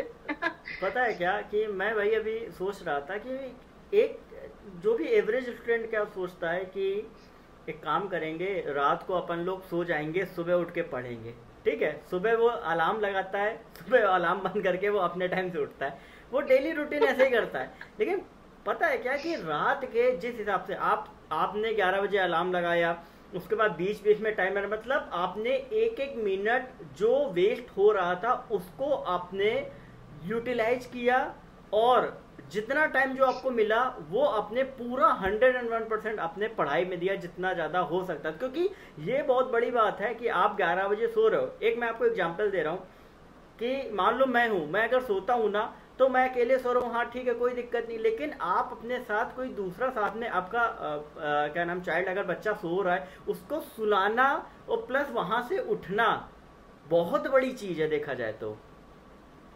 क्योंकि नहीं सर, मुझे क्या लगता था ना कि जैसे मुझे लगता था कि अगर मेरा मान लीजिए मैं सो गई आज, हाँ। ठीक है, रेस्ट तो हो गया, ठीक है, बट वो जो टाइम था ना वो फिर मुझे नेक्स्ट डे ही मिलेगा, नेक्स्ट नाइट को ही मिलेगा, मुझे बीच में समय नहीं मिलने वाला है, वो मुझे पता था। तो वो जो टाइम था ना वो मेरे लिए बहुत प्रेशियस था, मतलब वो टाइम वेस्ट करना, मतलब मैं लाइफ का बहुत इंपॉर्टेंट टाइम वेस्ट कर रही थी। मुझे लगता है कि तो हाँ, मुझे लगता है कि कई लोग ये सोचते हैं कि यार मेरे पास टाइम नहीं। लेकिन एक चीज़ मैंने ये देखी है कि जिनके पास टाइम की बहुत ज़्यादा कमी होती है, जिनके पास बहुत ज़्यादा चैलेंजेस होते हैं अभी करंट टाइम में, वो लोग ज़्यादा बेहतर करके दिखा पाते हैं एज कम्पेयर टू अदर जिनके पास पूरे दिन टाइम ही टाइम है। हाँ, होता है, कभी कभी ऐसा होता है। एक्चुअली क्या होता है ना कि लोग बोलते हैं ठीक है सारा दिन पढ़ा है, अभी थोड़ा सो लेते हैं, अभी थोड़ा घूम के आते हैं, सारा दिन तो पढ़ा ही है, वो करते करते ही सारा दिन निकल जाता है। तो ये एक्चुअली क्या होता है, ये जब तक किसी को समझ में आता है ना ये चीज है, तब तक बहुत लेट हो जाता है, क्योंकि समय तो रुकने वाला नहीं है, समय तो चला जाएगा आपका। तो टाइम, मतलब टाइम, सच में कोई बोलता है ना कि टाइम की कीमत सबसे ज्यादा होती है, रियली टाइम की कीमत सबसे ज्यादा ही होती है। नहीं, जनवरी से वो टाइम ही है जो आपका वहां भी पहुंचा सकता है और आपको यहाँ भी कर सकता है। अभी मैं देख रहा हूँ कि जनवरी से जुलाई आ गया, जनवरी से जुलाई आ गया, तो अभी कितना जल्दी टाइम बीत गया, मतलब ऑलमोस्ट 6 मंथ्स ओवर हो चुके हैं। अभी 7वां महीना वो भी खत्म हो जाएगा, और कब तक 2023 खत्म हो जाएगा पता भी नहीं चलेगा। हाँ बिल्कुल, हर साल हम अभी भी कई लोग होंगे कि वो हैप्पी न्यू ईयर 2023 चल रहा है, अब वो खत्म होने वाला है। एग्जैक्टली वो खत्म होने वाला है, वो चला गया, आधे से ज्यादा टाइम निकल गया, तो वो पता नहीं चलता है, टाइम तो बहुत जल्दी निकलता है सर। फाल्गुनी जी, आपने इतना अच्छे से एक्सपीरियंस अपना शेयर किया, और एक चीज़ मैं कहना चाहूँगा ना कि एक्चुअल में आपने जिस कंडीशन में रह के पढ़ाई करी, उस कंडीशन में पढ़ाई करना और सेलेक्ट होना बहुत बड़ी बात है। और मुझे ऐसा लगता है कि 100% में 0.001% कोई ऐसा स्टूडेंट होगा जो इतने चैलेंजेस में पढ़ पाएगा। क्योंकि सबसे बड़ी बात पता है क्या होती है कि जैसे मैं भी हूँ, मेरे घर में भी था, फाइनेंशियल कंडीशन नहीं अच्छी थी, बट फिर भी इतना ज़्यादा चैलेंजेस नहीं थे। काम क्या था, सिर्फ पढ़ना है, बाकी कुछ नहीं करना है, पढ़ना है, ट्यूशन पढ़ाना है, बाकी कुछ नहीं करना है। लेकिन आपने अपने साथ साथ आपके फादर थे, उनको भी कहीं ना कहीं आपने, एक रहता है ना कि घर में अगर फादर है तो उनको घर में काम करना, खाना बनाना है, बहुत सारा जो डेली जो आपका वर्क रहता है वो भी आपने किया। जो बच्चा था उसको भी कहीं ना कहीं आपने टाइम दिया, प्लस अपने लिए टाइम निकाला भी, बहुत बड़ी बात है। और ये देखा जाए तो बहुत बड़ा चैलेंज था आपके लिए, जो आपने अभी, जो आपके अंदर खुशी है ना, वो एक्चुअल में ना मैं फील कर पाऊंगा ना कोई और, वो आप ही फील कर रही होंगी कि किस तरीके से। सच में, मतलब खुशी तो बहुत है, मतलब जिस दिन रिजल्ट आया होगा ना, मैं लिख के दे रहा हूँ, आपने नाम देखा होगा ना, तो आपको मन किया होगा कि मैं चिल्लाऊं कुछ देर, इतना मन हुआ कि कम से कम कुछ देर तो मैं चिल्लाऊं। वो जो चीज रहती है ना अल्टीमेट, मतलब उसका कोई भी मतलब बता नहीं पाएगा आपको कि क्या उस टाइम आपके अंदर फील था, क्या था। मतलब लाइफ में आपको ये लग रहा होगा कि होता नहीं कि लोग पहाड़ चढ़ के थोड़ी देर ऐसे वो करते, फील करते हैं उस चीज को, उस चीज से सर मुझे मतलब लगता, जब मेरा रिजल्ट आया ना तो मुझे लगता था कि ये एक ऐसा बैरियर लगा हुआ है, ठीक है, जहां पे मैं खड़ी थी ये एक बैरियर लगा हुआ है जो मुझे, अगर मैं ये क्रॉस कर गई ना तो मेरा लाइफ लगभग सेटल होने वाला है। सही बात और है। वो जो बैरियर था ना, वो बैरियर मतलब बहुत बड़ा बैरियर था। वो रिजल्ट जिस दिन आया तब मैं यहाँ से यहाँ पहुंच गई, वो बैरियर मैंने क्रॉस कर दिया। और बस उसके बाद तो अब तो नॉर्मल प्रोसेस है, वो चलता रहेगा। सबसे अच्छी चीज पता है क्या, कि मुझे ये जानकर खुशी हुई कि आपका लगभग लगभग, अगर अभी तक सारी चीजें सही रही, किस्मत का साथ रहा, अगर सब कुछ सही रहा और ईश्वर की दया से कोलकाता पोस्टिंग अगर आपको मिल गया, तो ये तो आपके लिए देखा जाए जो कहावत है, सोने में सुहागा। हाँ सर, मुझे कोलकाता मिल जाए तो मेरे लिए बहुत अच्छा है, क्योंकि मेरे बच्चे का जो ट्रीटमेंट है वो एक अच्छे सिटी में होगा तो ही अच्छे से हो पाएगा, उसका जो भी ट्रीटमेंट चल रहा है हो पाएगा। क्योंकि अगर और हाँ सर, हाँ बोलिए बोलिए। सर उसका जो ट्रीटमेंट है वो हर जगह पे नहीं रहता है। मतलब मैं प्रयागराज में भी थी, वहां पे भी मैंने बहुत ट्राई किया, वहां पे भी एवेन्यूज इतने अच्छे नहीं थे। उसकी वजह एक्चुअली मेरा कोलकाता आने का रीजन ही वही था कि मैं अपने बच्चे को अच्छा सा मतलब ट्रीटमेंट दे पाऊँ। तो अगर मेरा कोलकाता में हो जाता है तो मतलब उससे बड़ी बात और कुछ नहीं होगी, कम से कम मैं उसका ट्रीटमेंट अच्छे से कर पाऊंगी। और क्या, और एक चीज पता है क्या, एक चीज मैं आपको बताना चाहूंगा कि सेंट्रल गवर्नमेंट में आपको मेडिकल से रिलेटेड जो भी आपके ऊपर डिपेंडेंट है ना, आपको कोई प्रॉब्लम, मैं आपको बताऊं कि अभी हमारे यहाँ एक लोग हैं तो उनका जो बच्चा है, ठीक है, उसको कुछ इशू है तो उसका हर महीने का मतलब उसका ऑर्गन बढ़ते रहते हैं, कुछ ऐसा बाई बर्थ इशू है। अच्छा अच्छा, तो ओके हाँ, तो उसका जो दवाई है वो यहाँ से नहीं बाहर से आता है, तो हर महीने का 5 लाख का उसका पूरा वो है।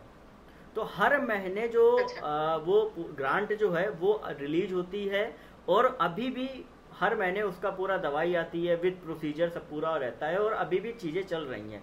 तो एक चीज़ मैंने ये देखी है कि सेंट्रल गवर्नमेंट में आपको मेडिकल से रिलेटेड कोई भी इशू नहीं आने वाले हैं। मतलब ये मेरा कहने का मतलब है कि अभी जो चीज़ आपको बहुत ज़्यादा चैलेंजेस, कठिनाई, फाइनेंशियल कंडीशन, ये चीज़ अब यहाँ पे आके आपकी सॉर्ट आउट हो जाएगी, और आप उसको बेहतर जो इलाज जो हो सकता है और बेहतर वो आप दे पाओगी। एक चीज़ मैं आपको ये एश्योर कर रहा हूँ, क्योंकि ये चीज़ें सेंट्रल गवर्नमेंट में बहुत अच्छी हैं। तो सर ऐसा क्या मतलब कोई भी मतलब कितने का भी बिल हो वो रीपे होता है सर? होता मतलब है, कोई लिमिट नहीं है उसका? रूल क्या होता है एक्चुअल में कि जब आप मान लो आपकी तबीयत खराब हुई है किसी की भी, तो अगर आपके सिटी में सीजीएचएस का जो मेन हॉस्पिटल, क्योंकि सीजीएचएस के खुद के हॉस्पिटल्स होते हैं, ठीक है, शायद आपने देखा होगा, ठीक है, तो पहले आपको जाना होता है वहां पे, क्योंकि वहां पे फैसिलिटी रहती है, वहां पे डॉक्टर्स रहते हैं, वहां पे जाओगे आप अपना कार्ड दिखा के अपना जो भी इलाज वगैरह है, अगर वहां पे वो चीज अवेलेबल है, वो टेस्ट या वो इलाज या ऑपरेशन कुछ भी ऐसी चीज वो वहां अवेलेबल है, तो वहीं पर ही फ्री ऑफ कॉस्ट रहती है, कोई अलग से पैसा नहीं देना पड़ता है। बट अगर आपकी वहां पे नहीं रहती है तो वो क्या करते हैं, आपको रिफर करते हैं किसी भी प्राइवेट हॉस्पिटल में। जो रिफर आप करते हो वो आपके पास रिसीट होनी चाहिए, और वो रिसीट लेके आप जाते हो कि भाई ये डॉक्टर को रिफर किया है, मेरे को वो करना है। फिर उसका जो भी बिल होता है, जो भी आपका खर्च आता है, ठीक है, सारी चीज़ों का फिर आप बिल क्लेम करते हो अपने डिपार्टमेंट से, और उसके बाद वो सारे बिल जो होते हैं वो आपके रिम्बर्स किए जाते हैं। प्रोसीजर होता है, मतलब उनका कहने का मतलब ये है कि पहले आप जो हम फैसिलिटी दे रहे हैं उनको आप यूज करो, ठीक है, ऐसा ना हो कि आप सीधा प्राइवेट में ही जाके जा रहे हो। वो कह रहे हैं पहले आप हमारी द्वारा दी फैसिलिटी यूज करो, अगर वहां से नहीं हो पा रहा है तो वहां का जो डॉक्टर है अगर वो लिख के दे रहा है तो सारी चीजें हो जाती हैं। अक्सर ये कई लोगों को ये चीज नहीं पता होती है, और कुछ चीजें इमरजेंसी केस में होती है, जैसे आपका डिलीवरी हो गई, ठीक है, कई लोग क्या होते हैं डिलीवरी क्या एक इमरजेंसी की चीजें पता पहले से नहीं रहता है, तो कुछ इमरजेंसी जो कंडीशंस होती है उनमें आपका जो बिल है वो आपका इजीली रिम्बर्स हो जाता है, उसका कोई इशू नहीं है। उसमें क्या रहता है, उसमें लिखना पड़ता है कि भाई ये, क्योंकि जब आप पढ़ोगे ना उसमें मैं आपको बता रहा हूँ फंडामेंटल रूल्स और CCS रूल्स, ये सारे रूल्स की जब बुक आप पढ़ोगे ना तो आपको हर एक चीज आपको बताई जाएगी। अभी आप इनकम टैक्स में सेलेक्ट हुई है तो एक बुक आती है स्वामी करके, हैंडबुक आती है। अच्छा। स्वामी की हैंडबुक आप ले लेना, उसमें आपको छुट्टी से रिलेटेड, मेडिकल से रिलेटेड, बिल से रिलेटेड, ट्रैवलिंग बिल, कोई भी चीज हो, हर एक चीज को पूरा अच्छे से दिया हुआ है। लगभग 500-550 पेज की वो पूरी बुक है। वो बुक अगर आप खरीद के अगर आप पढ़ोगे ना अच्छे से, तो आपको सेंट्रल गवर्नमेंट में जो जो चीजें, जिस तरीके से आपका प्रोसीजर है, सब चीजें आपको पता लग जाएगी। और मेरे हिसाब से हर एम्प्लॉय को ये चीज पता होनी चाहिए और उनको पढ़ना चाहिए, क्योंकि आपके लिए क्या क्या चीजें बनी हुई हैं वो आपको पता होनी सबसे ज्यादा जरूरी है। हाँ बिल्कुल, मतलब गवर्नमेंट आपको क्या क्या फैसिलिटीज दे, आपको अवेल करना है, तो वो उसकी जानकारी भी आपको होनी चाहिए, तभी आप अवेल कर पाओगे। तो ये चीजें आपकी रहती हैं।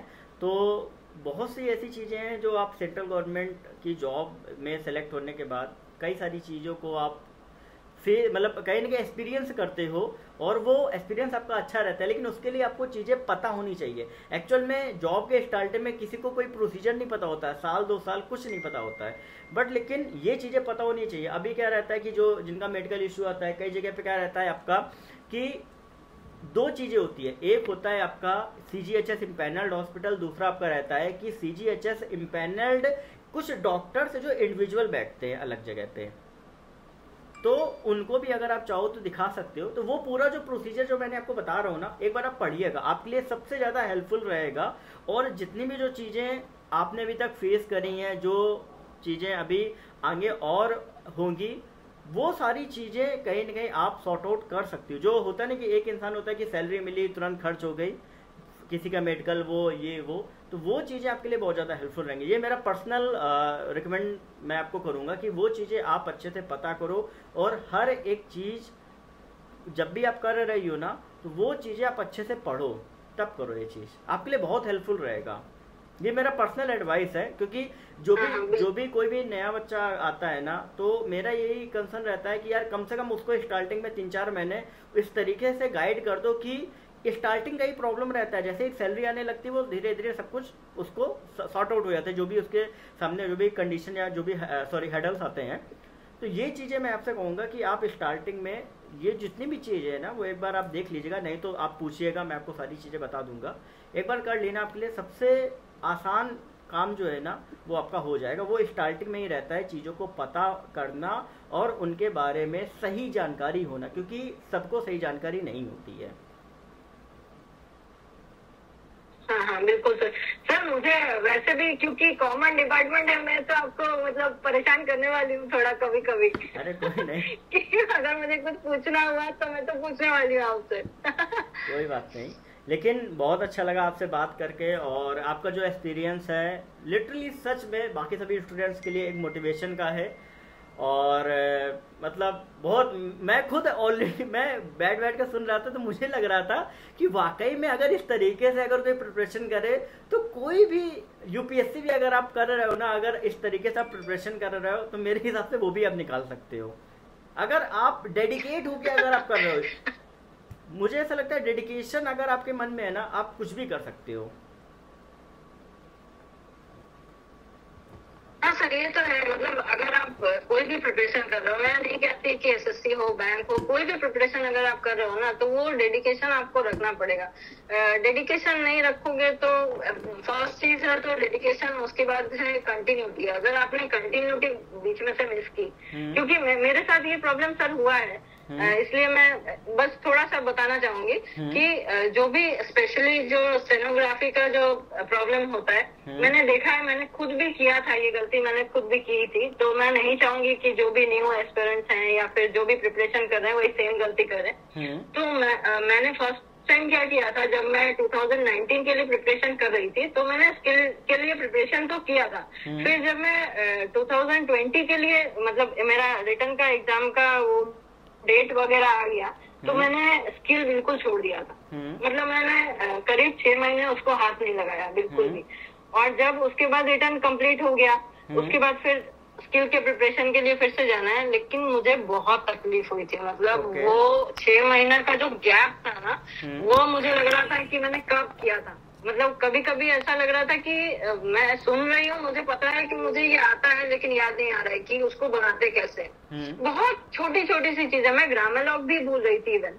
6 महीने का जो गैप हो गया था ना, वो मतलब तो उसके बाद मैंने क्या किया, जो 2020 का मतलब मेरा स्किल जो सही नहीं गया, उसके बाद मैंने ये चीज बना लिया था कि मैं रिटर्न का प्रिपरेशन करूं। मुझे कहीं जाना हो, कुछ भी करना हो, मुझे दिन में, जब तक मैं रिटर्न का प्रिपरेशन कर रही थी, कम से कम मुझे एक डिक्टेशन रोज लिखना है, उसको टाइप करना है, कुछ भी हो जाए। मतलब अगर 800 वर्ड्स के लिए उतना टाइम नहीं है, क्योंकि क्या होता है जब रिटर्न का टाइम आने लगता है तो रिवीजन में ज्यादा टाइम देना पड़ता है। तो फिर भी मैंने उस टाइम पे भी मतलब स्किल का प्रिपरेशन बंद नहीं किया। मैं 400 वर्ड्स का 5 मिनट्स का लिखती थी, उसको लास्ट में टाइप नहीं करती थी, तो उसको लिख के कम से कम रीड कर लेती थी कि मेरा वो जो हाथ जो सेट हुआ है ना, वो ना जाए। क्योंकि वो रिटर्न तो आपका क्वालिफाई हो जाएगा, लेकिन वो जो मैक्सिमम कितना 1 से 1.5 महीना 2 महीना इतना टाइम मिलेगा आपको नेक्स्ट स्किल के लिए। दिन से छोड़े रहोगे तो उसको आपको रिकवर करने में ही बहुत टाइम लग जाएगा। और अगर आपका हाथ चलता रहेगा ना, तो आप उसको 1 महीने में आप 5 वर्ड्स 10 वर्ड्स और थोड़ा सा बढ़ा लोगे। अपना जो स्पीड है, अगर आप 80 पे लिख रहे हो तो 1 महीना आप कंटिन्यू और प्रैक्टिस करोगे तो वो 90 तक पहुंच जाएगा। और 90 तक अगर पहुंच गया तो वो आपके लिए 80 पे लिखना बहुत इजी हो जाएगा, बहुत इजी हो जाएगा। तो मैं ये सबको कहूंगी जो भी मतलब प्रिपरेशन कर रहे हैं ना स्टेनो के लिए, स्पेशली अपना जो स्टेनो है ना, उसको मतलब बिल्कुल भी लाइटली नहीं लेना है। अगर आप बहुत बिजी हो, एग्जाम बिल्कुल पास आ गया है, मैक्सिमम से मैक्सिमम आप 1 हफ्ते का ब्रेक वो गैप रख सकते हो। हाँ। जब आपका एग्जाम एकदम करीब आ गया है तब आप 7 दिन का गैप रख सकते हो। लेकिन ऐसा नहीं है कि अब अभी तो एग्जाम दिया है, अभी 10 दिन और वेट करना है, मतलब आराम करना है, अभी तो एग्जाम दे के आए, ऐसा मत करिए। आप प्रैक्टिस करिए, कम से कम थोड़ा सा ही करिए, जस्ट आपका हाथ चलता रहे, बस इतना ही। नहीं जरूरत है कि आपको पूरा 10 मिनट का लिखना है, उसको टाइप करना है, ऐसा नहीं है, बट आपको लिखते रहना। तो मतलब मुझे ऐसा लगता है कि वो चीज जो मैंने फॉलो की ना, वो मुझे इस बार बहुत बहुत हेल्प किया मुझे उस चीज में। तो मैं इसीलिए मैंने ये चीज बताया सबको कि सबको इससे बेनिफिट होगा। नहीं, मैंने खुद भी महसूस किया है, तो होगा ही। ये चीज आप जो बता रहे ना, ये बिल्कुल सही बात है। और मेरे हिसाब से आपने जो एक्सपीरियंस अभी जो बताया है ना, वो हर कैंडिडेट जो कहीं ना कहीं इसको फॉलो करेगा ना, उसको बहुत ज़्यादा हेल्पफुल रहने वाला है। क्योंकि ये छोटी छोटी चीज़ें होती हैं ना, ये कभी कोई नहीं बता पाता है, कभी कोई नहीं बताता है आपको, जो आपने अभी बताया है। बिल्कुल सर, मतलब मैंने याद कर करके मुझे जो भी मतलब लगा कि मैंने फेस किया है, मुझे नहीं मतलब लगा कि अगला जो प्रिपरेशन कर रहा है, जो मैंने गलतियां की हैं, वो सामने वाला भी वही चीज ना करे, गलती ना करे। कम से कम जो मैंने फेस किया वो मैंने अपना वो बता दिया कि ऐसे करने से शायद अच्छा होगा। अब पर्सन टू पर्सन भी वेरी करता है कि सबकी अपनी अपनी टेक्निक्स होती हैं, सबका अपना अपना आइडियोलॉजी होता है, बट ये मैंने अपना शेयर किया और क्या नहीं। लेकिन बहुत बहुत मतलब आपने जो भी हो सकता है, मुझे लगता है कि लगभग सारी चीज़ें आपने कवर करी हैं। और जितना जो भी स्टूडेंट जिनको अभी भी कुछ ना कुछ डाउट है, आप कमेंट सेक्शन में पूछ सकते हो। मैं जो भी क्वेश्चन है वो कन्वे भी कर दूंगा। बाकी जितना हो सकता है आपको प्रिपरेशन के लिए वो आप करिए। और अभी तक का मुझे ऐसा कुछ भी नहीं लगा जो फाल्गुनी जी ने कहीं ना कहीं कवर ना किया हो। मुझे लगता है लगभग सारी चीज़ें कवर कर दी हैं। और ये जो पूरा मैंने अभी तक देखा है ना, मैं खुद मोटिवेट हो गया हूँ, तो आप लोग तो इससे ज़्यादा होने वाले हो। नहीं, मैंने सर आपसे जब मैंने आपको मैसेज भी किया था, मैंने यही लिखा था कि अगर मुझसे अगर सिंगल कोई भी मोटिवेट हो जाता है ना, तो मेरे लिए बहुत बड़ा अचीवमेंट है। क्योंकि कौन जानता ही है मुझे, कोई नहीं जानता है। तो अगर मेरा कुछ सुन के अगर जितना सा भी बेनिफिट हो तो मेरे लिए अच्छी बात है, मतलब मुझे अच्छा लगेगा। नहीं, लेकिन फिर भी आपने बहुत अपना जो भी जितना भी एक्सपीरियंस है ना, वो सब सारा एक्सपीरियंस आपने शेयर किया, तो मतलब लिटरली मुझे अब ये नहीं समझ में आ रहा कि मैं किस तरीके से आपका धन्यवाद करूं, क्योंकि जिस हिसाब से अरे जो नहीं सर, जो आपने फेस होते हैं। नहीं सर, आपने मोटिवेशन की बात अगर मैं करूँ ना सर, मैं मतलब आपका चैनल एकदम मतलब फॉलो करती हूँ। हाँ, ये है कि सीजीएल वगैरह जो हाँ, जो सीजीएल नहीं करते वो मैं फॉलो नहीं करती, मैं ऑलरेडी बोलता था कि काम की चीजें रखो। हाँ, तो स्टेनो से रिलेटेड जो भी आप देते हैं ना, आपका तो मतलब मैं क्या बताऊं, मतलब एक छोटी छोटी चीज आपके चैनल पे कोई एक सिंगल टॉपिक ऐसा नहीं होगा जो जॉब से मतलब जॉब रिलेटेड है और आपने नहीं बताई हो। मतलब ईच एंड एवरी क्वार्टर से लेके कैसे ज्वाइनिंग करवाना है, कैसे लीव प्रोसेस क्या होता है, उसके बाद क्या होता है, इसके बाद क्या होता है, क्या सिलेक्शन प्रोसीजर, सब कुछ मतलब ईच एंड एवरीथिंग। अगर आपका कोई चैनल सर्च करे ना तो उसको कहीं और कुछ यूट्यूब पे सर्च करने का कोई जरूरत नहीं है, सिर्फ सरकारी नौकरी वाले बाबा और जो आपको चाहिए वो टाइप तो आपको एक नहीं दो दो तीन तीन वीडियो मिल जाएंगे आपको, बस आप देख लो टोटल गाइड। मतलब मैं आपको ही फॉलो करती हूँ। आपने शायद एक वीडियो भी बनाया था जो कोलकाता के ऊपर ही था, वहां पे किसी का प्रमोशन आपने बताया था कि 2015 का उसका ज्वाइनिंग था, उसको कब नेक्स्ट प्रमोशन मिला था, वो सब मैंने देखा हुआ है।